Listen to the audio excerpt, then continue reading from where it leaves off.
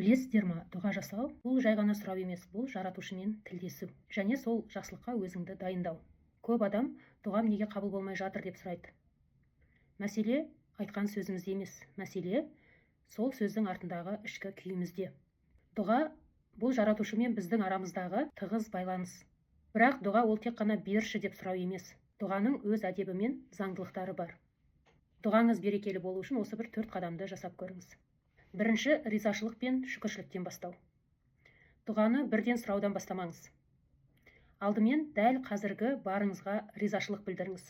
Я Раббым, маған берген деміңе, асыңа, отбасыңа, денсаулығыма шүкір, ризамын деп айту жүректі тыныштандырады, ниетіңізді тазалайды.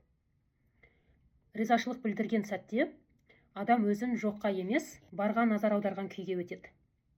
Ал шүкір еткен жүректен шыққан дұға ықыласты болады. Ықыласпен жасалған дұғаның қабыл болу мүмкіндігі жоғары болады. Екінші қадам нақтылық. Не қалайтыныңызды анық білген жөн. Жалпылама емес, нақты сұрау қажет. Мысалы, маған көп ақша керек деген ол жалпылама, я? Мұндайда ниет те, мақсат та айқын емес. Ал я Раббым, отбасымды адал жолмен асырауға және өзгеге жақсылық жасауға жететін берекелі табыс нәсіп ет десеңіз, бұл нақты әрі мағыналы дұға, я? Осы жерде қалайтын суммаңызды нақты айтуыңыз қажет. Мысалы, 500 мың теңге, 1 миллион теңге, 10 миллион теңге, тағы сол сияқты. Нақтылық тек сөзде емес, жүректе де болу қажет.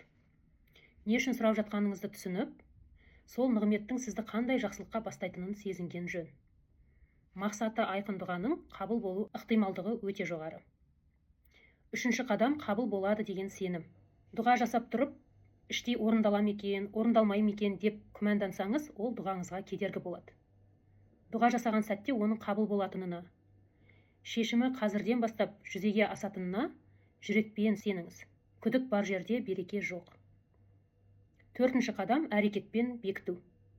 Дұға бұл біздің рухани тапсырысымыз, ал әрекет сол тапсырысты қабылдап алу деген сөз. Дұға жасап қойып жата беру жаратушының заңына қайшы. Дұғадан соң міндетті түрде алғашқы қадамды жасаңыз. Ізденіңіз, еңбек етіңіз, мүмкіндіктеріңізге есік ашыңыз. Дұғаның бір үлгісін бөлісіп кетейін, жазып алып, оқып жүрсеңіздер болады. Я Раббым, маған пайдасы бар, жұғымды, айналама нұр шашатын берекелі ризық бер. Ішімдегі қорқынышты сенімге, наразылықты ризашылыққа ауыстыр. Өзіңнен басқаға мұқтаж етпе. Пікірге амин деп жазып кетіңіз. Бұл сіздің бүгінгі ниетіңіздің бекітілуі болсын.